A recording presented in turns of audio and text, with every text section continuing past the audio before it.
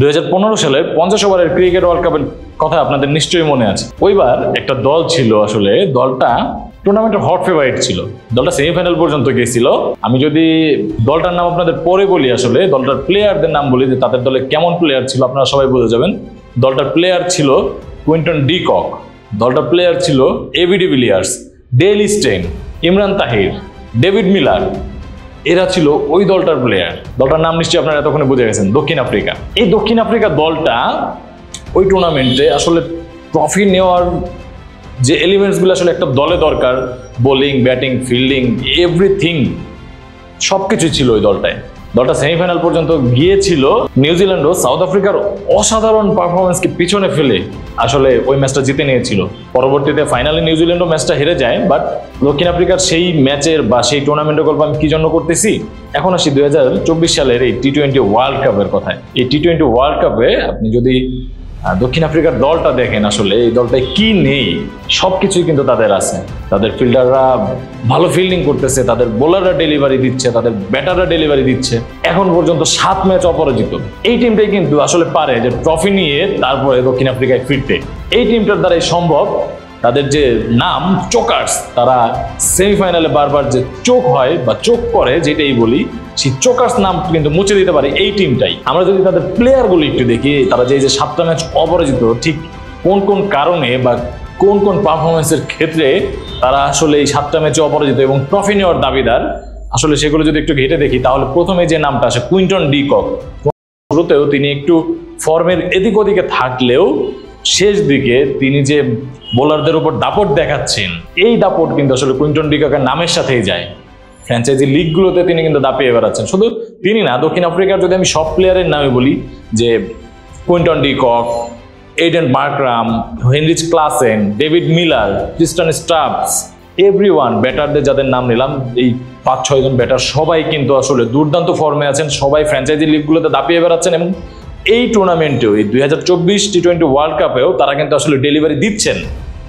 এক ম্যাচে Quinton de cock run করছেন, এক ম্যাচে হেনরিচ ক্লাসেন রান করছেন, ডেভিড মিলার 2 ম্যাচ জিতিয়েছেন। এভাবেই কিন্তু তারা 7টা ম্যাচ জিতে নিয়েছে। তারা এখন সেমিফাইনালে। আমরা যদি তাদের বোলিং ভাগটা একটু দেখি, তাদের যে নিউ কামার পেস বোলার ওটনিল বার্টম্যান, তিনি কিন্তু ফর্মে আছেন, এভারেজ ডেলিভারি দিচ্ছেন সবসময় এই দলের জন্য। একই সাথে এনরিচ নটকিয়া, কাগিজো রাবাদা, এরা দুইজনই কিন্তু বেশ ছন্দে আছেন, বেশ ছন্দে আছেন। এই বেশটা বারবার বলার কারণ হচ্ছে কাগিজো রাবাদা, তিনি 2টা ম্যাচ বা 3টা ম্যাচ তিনি যেভাবে ডেলিভারি দিলেন, তিনি যেভাবে 19 নম্বর ওভারে এবং 18 নম্বর ওভারে 3টা ম্যাচে বল করলেন, একটা ওভারে 2 রান 1 উইকেট, একটা ওভারে 4 রান 1 উইকেট এবং একটা ওভারে 5 রান 1 উইকেট। এই 3টা ম্যাচেই কিন্তু দক্ষিণ আফ্রিকা আসলে বোলিং করতেছিল শেষ দিকে এবং তার দলের দরকার ছিল 3 ওভারে 18 রান, 3 ওভারে 20 রান এবং 3 ওভারে 25 রান। যথারীতি 3টা ম্যাচে তার বোলিং পারফরমেন্স ছিল ওগুলো।